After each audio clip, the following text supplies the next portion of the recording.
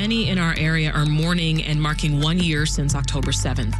As we reflect on this heartbreaking past year and the violence that continues, we're checking in with Palestinian and Jewish leaders in our area. What has life been like for them and for their local communities here in Chicago? Well, yesterday we spoke with Michael Schwab, the head rabbi at North Suburban Synagogue Bethel in Highland Park. He wrote an op-ed in the Chicago Sun-Times, which you can read now at suntimes.com. And I started by welcoming him to the show. Here's the rabbi. It's an honor to be here. I wonder what's top of mind for you and what's weighing on your heart right now as we mark 1 year since Hamas attack and the start of the ensuing war. Look, it's a very, very difficult day for anybody who's connected to Israel and for so many of us in the Jewish community. It really was devastating last year when we kind of were becoming attuned to the unfolding events that happened that day. I personally remember coming into the synagogue as a traditionally observant Jew. I wasn't connected to any media that morning.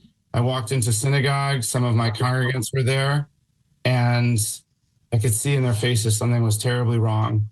And we learned throughout the rest of the day, 1,200 were murdered and 250 taken hostage. And then we learned all the terrible stories that had happened to so many of these people being taken from their homes, rape, the music festival, where people from all over the world were killed that had no even connection, some of them, to the Israeli-Palestinian issue. And today, we're bringing that back up for ourselves. And we're trying to remember the individual people and honor their memory. And at the same time, we're contemplating what this means to Israel and the region, and also to the place of the Jewish community in the United States, because there's been a lot of anti-Semitism, and from the point of view of our community, a lot of misinformation that's been spread about Israel during this time. And so it's a very unsettling, very sad day. Yeah, this is an international story, but one that many, many Jews have deep personal connections to. You know, for one thing, many have friends and family who are living in Israel. Right? I want you to tell us what you want people to understand about what this past year has been like, specifically for your congregation. It has really affected us emotionally. People have really had lots of moments of feeling deep sadness, real concern that they carry with them on a daily basis throughout the year. It's been a tough year. Many of us have ties to Israel, personal ties. And so we learn about the individual stories like Hirsch Goldberg Poland, whose family is from Chicago, and he was one of the hostages that was still alive until a month ago, and was one of the 6 that were murdered in the Gazan tunnels right before rescue could happen, and we were told that he was going to be slated to be in the next ceasefire deal if there ever is one. And that was extremely tragic and hard for the community. And we just this past Sabbath, we call Shabbat, during services, we highlight the life of one hostage that's currently, as far as we know, still alive, to personalize their story so that people remember who they are. They're not just a number. And we did it for somebody who was cousins of somebody in our congregation. That was very, very emotional. Most people don't realize that all the people involved, whether they're in Israel or they're in Gaza or Lebanon, there's a trauma that goes along with what's going on there that doesn't just affect the people who are literally killed or injured or wounded, but just by living in that area or being connected. And so I feel like our community has undergone that trauma. And what's made it harder for our community is there's been a huge rise in anti-Semitism. And so somehow for us, and this is just the perspective of the Jewish community, Israel was invaded, and 1,200 people were murdered, and somehow that sparked more anti-Semitism. We've had bomb threats at our community. We have to have extra security, and so I think that's added to the anxiety. Yeah, tell me more about that final point you were making there, like how all of this has changed the way you do your work, or maybe the way that everyday people are praying or coming together. Absolutely. We are lucky enough to live in a community where the police department is our ally. And But that means that we see police cars in our parking lot quite often for our services and our activities, because they're just as nervous as we are that somebody might want to do our community harm. And we've had to hire security, armed security, to keep ourselves safe during prayer services. We have a preschool. Parents were nervous about sending their kids to an identified Jewish preschool, and so they wanted armed security to be there to protect their children. And this is the reality. If you drove into our parking lot today and you were not a recognized vehicle, security would want to know who you are and why you're there. And these are armed guys, and it's not how we want to operate. I mean, who wants to have people come to pray, and have people with guns like guarding you? That's not something that we thought would be the case in the United States of America, in this year. But this is the reality. So you wrote in your op-ed, you fear that the Jewish community may stand alone. So many American Jews have said that. They've said that after October 7th, they were hoping for more support from others in their communities, and they just haven't seen that happen.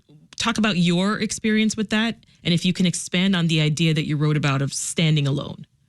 There was a feeling in the Jewish community after October 7th that something terrible happens to our community, and it was clear that Israel was the victim on October 7th on that day, and that people that we had kind of connections to, organizations that we had partnered with, would, come out and say, terrorism is wrong. The killing of civilians in their homes was wrong. The killing of people at a music festival was wrong. And the taking of hostages was wrong. And we stand with Israel or the Jewish community in demanding that the hostages be returned and that Israel be given the latitude to defend itself during this a terrible attack.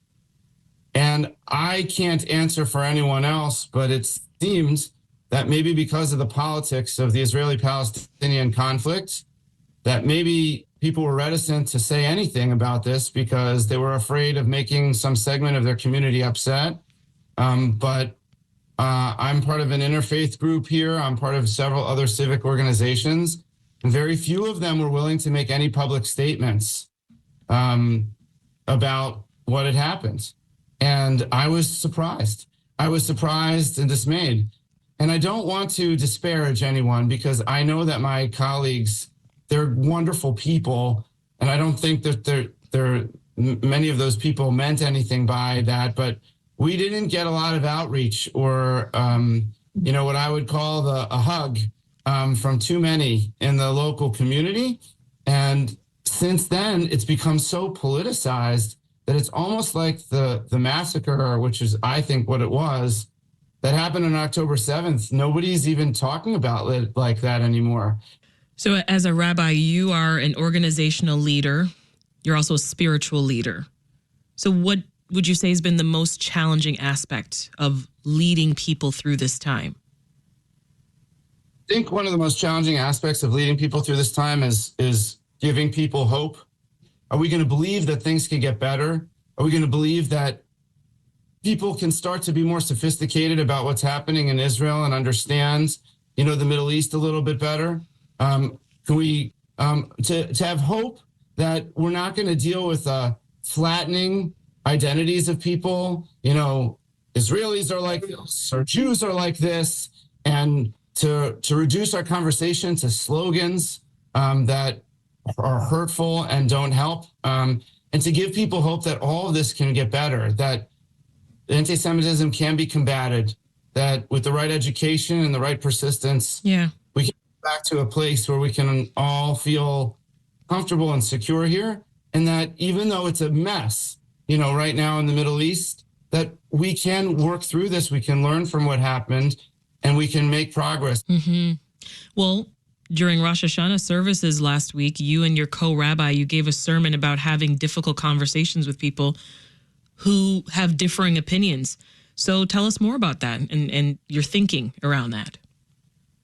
Absolutely. My colleague, Rabbi Friedman, and I thought it was really important to speak about how we talk to others who are ideologically opposed to us around something significant. For example, about what's anti-Semitism, what's happening in Israel, or other things. It could be about abortion. It could be about anything.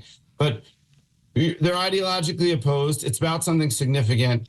And you want to have you want to maintain some sort of relationship with that person, right? How do you do that? We knew that some people, because of the politics divide in the United States, they're having trouble like having family meals together, or neighbors, that if you're a home that, I would call more pro-Israel, and your neighbor is quote unquote pro-Palestinian, but you've been friends for, dozens of years, how can you have that conversation, and maintain that relationship? So we thought it was really critical. One, I will say a few things about it if it's okay. Sure.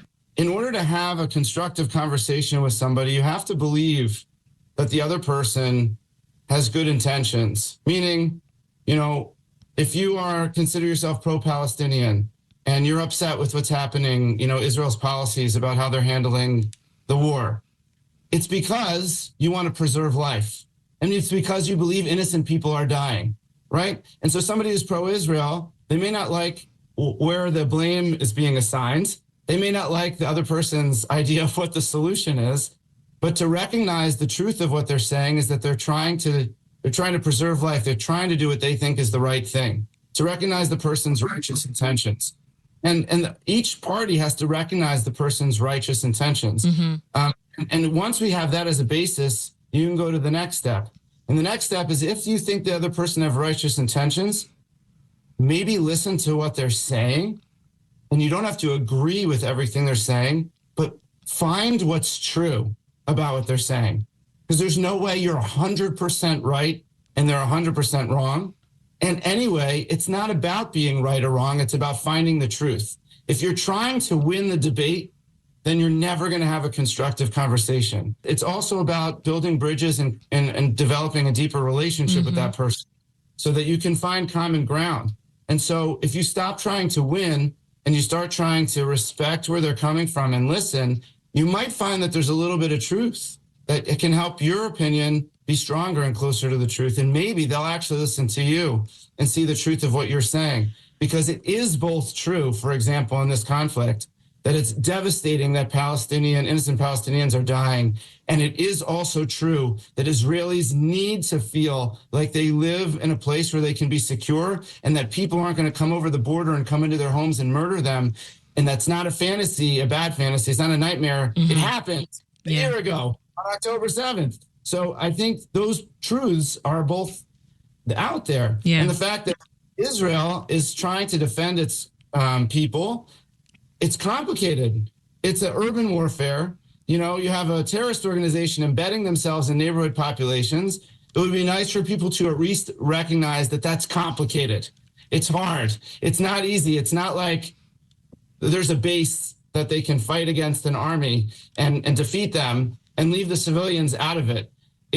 It doesn't work like that. So how is Israel supposed to find the Hamas terrorists? Yeah. And maybe Israel isn't doing everything perfect, but maybe there's a recognition that it's complicated, it's complex, and it's not as simple as genocide or murder or the things that are being thrown at Israel. That's Rabbi Michael Schwab of the North Suburban Synagogue Bethel in Highland Park. Thank you so much for making the time for us. It's been my honor. Thank you so much for making time for me. Take care.